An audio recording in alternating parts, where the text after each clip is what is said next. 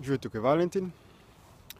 Govoril bom o spletnem nasilništvu. Spletno nasilništvo ali cyberbullying je precej razširjena oblika nekega nevidnega, tihega nasilja, ki se je pojavilo z računalniško tehnologijo, z internetom, z spletom. Računalnik nam omogoča neko vrste komunikacijo, kjer lahko ustvarimo virtualno entiteto, nekega avatarja, ki predstavlja nas, ampak ni pa nujno, da predstavlja nas kot resnično osebo.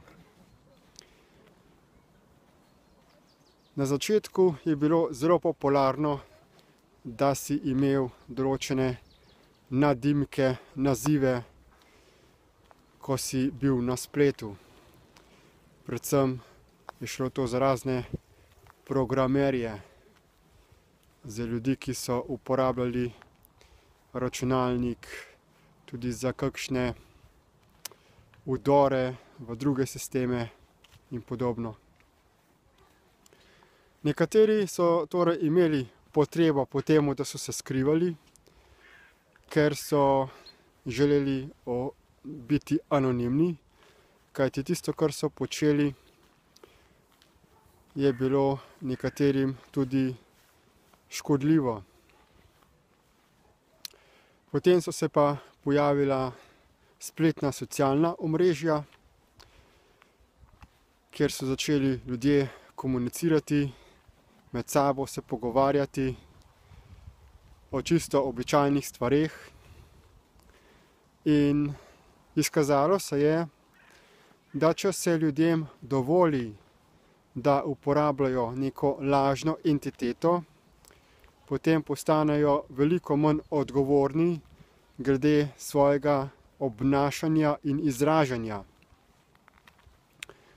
Tako je, na primer, skozi čas največje svetovno socialno omrežje Facebook postavilo pogoj oziroma pravila, da mora vsak človek uporabljati v svojem profilu svojo resnično identiteto, torej uporabljati rojstno ime in priimek, ter da tudi v profilu uporablja svojo fotografijo, svojega obraza. Kljub temu se pa številni tega ne držijo, nekateri iz nevednosti, nekateri pa namerno. Imamo potem še poleg Facebooka druga socialna omrežja. Znano slovensko omrežje je Publishwall, ki pa je precej bolj ohlapno glede tega. Nima še tako zelo strogih pravil.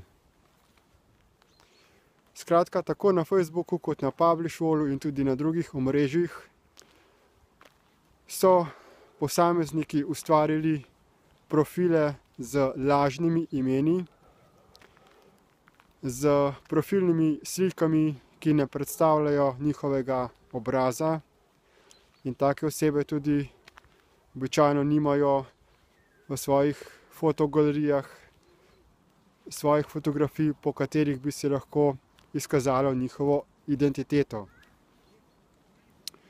Opazil sem, da te osebe, ki nimajo resnične identitete, da so veliko bolj vulgarne, agresivne in nasilne v odnosu do drugih, ko uporabljajo spletno komunikacijo. Mnogi uporabljajo internet zato, da se izživljajo nad drugimi, da svoja potlačena čustva, slabe samopodobe projicirajo navzven in na ta način tudi nekateri sistematično napadajo druge osebe, da bi jih čim bolj čustveno pobili in zatrli. In takšna dejanja niso tako zelo nedolžna, kot si te osebe mislijo, ki izvajajo to spletno nasilništvo, kajti običajno se spravljajo na osebe, ki so jih opazili kot nesamozavestne, kot čustveno nestabilne, in potem se spravijo na take osebe in jih začnejo zasipati z kritičnimi sporočili. Poiščejo vse mogoče stvari, podrobnosti, kar lahko najdejo, da je narobe. In seveda poskušajo utemeljiti, da je to pač njihova realna kritika. Vendar pa kljub temu, da je lahko nekdo naredil kakšno napako v izražanju, v definiranju, v podatkih, je glavni njihov namen, da uporabljajo te pomanjkljivosti za svoje lastno napajanje z čustvenimi energijami. Zato, da se naslajajo z kritiziranjem drugih. Gre torej za osebe, ki so čustveno zasvojene, ki so neodgovorne in ki imajo same nizko samozavest in slabo samopodobo, ampak namesto, da bi delali na sebi, da bi se jo popravili, skušajo ta primanjkljaj zapolniti na ta način, da druge potlačijo še bolj nizko, kot so pa oni sami. Tako obnašanje seveda v prvi vrsti ne pomaga niti njim samim, drugim pa povzroča še dodatno škodo. In še posebej mladi ljudje, otroci, mladostniki so zelo občutljivi na kritike, na take poniževalne besede, na spletno nasilništvo, ker še niso čustveno stabilni. Mnogi mladostniki, še posebej tisti, ki so odraščali v zelo zaščitniški družini, ko se še niso naučili, da so pač ljudje zmožni tudi zelo grdih besed, take potem to spletno nasilništvo zelo prizadene. Včasih tudi do te mere, da povsem obupajo in naredijo samomor. Spletno nasilništvo zato ni zajemati zelo zlahka, preprosto, ampak ga je priporočljivo obravnavati kot precej hudo obliko nasilja. Kajti besede so tiste, za katerimi lahko tudi vplivamo na druge do te mere, da ga spravimo v smrt.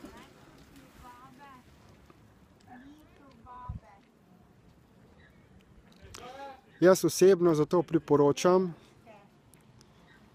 da se ne odziva na sporočila ljudi, ki imajo lažne profile, ki so strahopetni,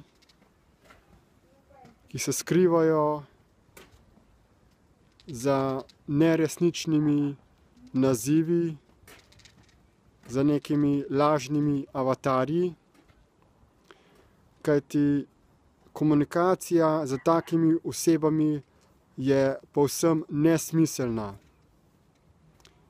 Kažejo se navzven, kot da so pripravljeni na pogovor, vendar karkoli takim osebam rečeš, vedno se bo pokazalo, da je komunikacija neplodna, kajti ni jim v interes iskrena, pristna komunikacija, sporazumevanje in ustvarjanje enakovrednih odnosov, podpornih odnosov. Njihov motiv je samo ustvarjanje konflikta, samo napajanje z lastnimi čustvenimi energijami notranjega konflikta. Včasih pustim, da mi kakšna taka oseba komentira, vendar jaz osebno jim ne odgovarjam, ker se zavedam, da je to povsem brez veze. Če pa mi kdo preveč teži, pa ga enostavno zablokiram. Napisal sem tudi blog glede tega in pod ta videoposnetek bom pripel povezavo do njega in da še do drugih podpornih informacij. Tako da tisti ljudje, ki ste žrtve takega spletnega nasilništva, ki se počutite ogrožene, napadene, vam priporočam brezplačni spletni tečaj DIP Light, da se boste lahko čustveno stabilizirali. Tiste, ki pa tudi izvajajo spletno nasilništvo, cyberbullying, pa tudi vabim, da se zamislijo nad svojim dejanjem in da spremenijo svoje miselne vzorce, kar lahko prav tako naredijo s pomočjo tega spletnega tečaja DIP Light oziroma Destiny iProcess Light. Povezave do teh tečajev, do tega tečaja in do podpornih informacij najdete v opisu tega videoposnetka. Hvala za posluh in nasvidenje.